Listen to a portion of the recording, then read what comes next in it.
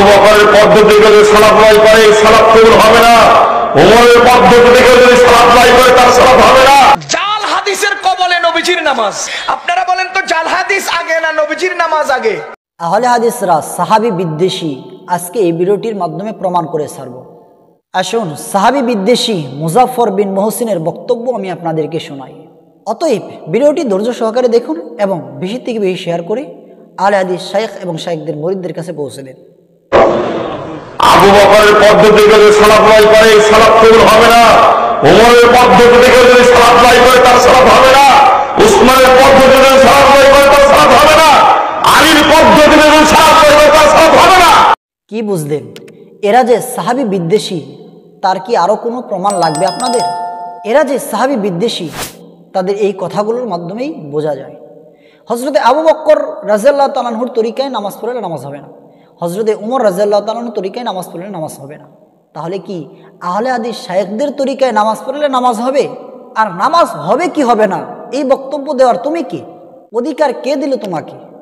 নবীজি সাল্লাল্লাহু আলাইহি ওয়াসাল্লাম স্পষ্ট সুনানে ইবনে মাজাহ 42 নম্বর হাদিসের মধ্যে স্পষ্ট ভাষায় বলেছেন যে আমাকে অনুসরণ করো, আমার সুন্নতকে আঁকড়ে ধরো এবং খোলাফায়ে রাশিদিনের সুন্নতকে আঁকড়ে ধরো।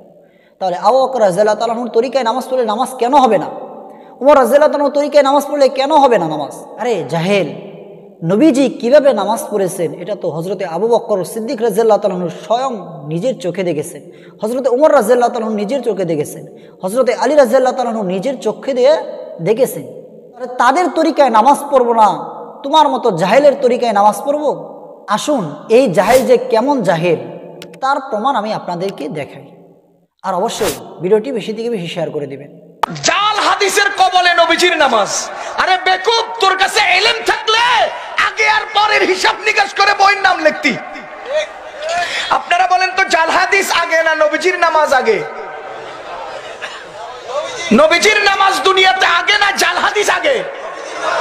তাহলে সে যে লিখলো নবীজির নামাজ জাল হাদিসের কবলে, যখন জাল হাদিস ছিলই না তখন কেমনে নবীজির নামাজ জাল হাদিসের কবলে পড়লো? তুই এই কথা বলতে পারোস যে জাল হাদিসের কবলে তোর নামাজ, কারণ তোর নামাজের আগে জাল হাদিস দুনিয়াতে আসছে। কথা কোন? ওই দিন এক বক্তব্য দিতেছে, কয় আবু বকরের তরিকা নামাজ পড়লে নামাজ হবে না, নাউজুবিল্লাহ। ওমরের তরিকা নামাজ পড়লে নামাজ হবে না, উসমানের তরিকা নামাজ পড়লে নামাজ হবে না, আলীর তরিকা নামাজ পড়লে নামাজ হবে না, নামাজ পড়তে হবে রাসূলের তরিকায়। দলিল? সে দলিল দিচ্ছে নবীজি বলেছেন সল্লু কামা রাআইতুমুনি উসাল্লি, আমাকে যেভাবে নামাজ পড়তে দেখেছো তোমরা সেভাবে নামাজ পড়ো। কথা বুঝিয়েন? দলিল দিচ্ছে আমাকে যেভাবে নামাজ পড়তে দেখেছো সেভাবে পড়ো, আর ওদিকে দাবি করছে আবু বকরের তরিকা নামাজ হবে না।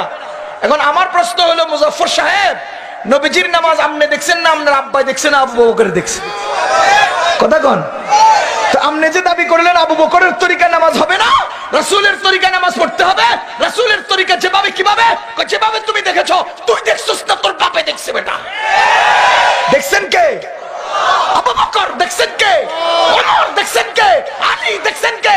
আব্দুল্লাহ ইবনে মাসউদ। সুতরাং নবীজির নামাজ আব্দুল্লাহ ইবনে মাসউদ দেখে যেভাবে আমল করেছেন, তার কাছ থেকে তার ছাত্র ইব্রাহিম নাখী যেভাবে দেখে আমল করেছেন, তার কাছ থেকে তার ছাত্র হাম্মাদ যেভাবে দেখে আমল করেছেন, তার কাছ থেকে তার ছাত্র আবু হানিফা যেভাবে দেখে আমল করেছেন, তার কাছ থেকে আমরা সেইভাবে দেখে আমল করি।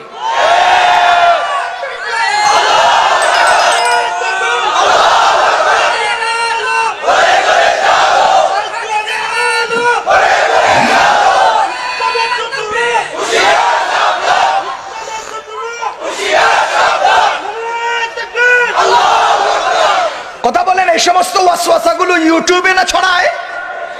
কথা কয় না? এই ওয়াসওয়াসাগুলো কি ইউটিউবে না ছড়ায়?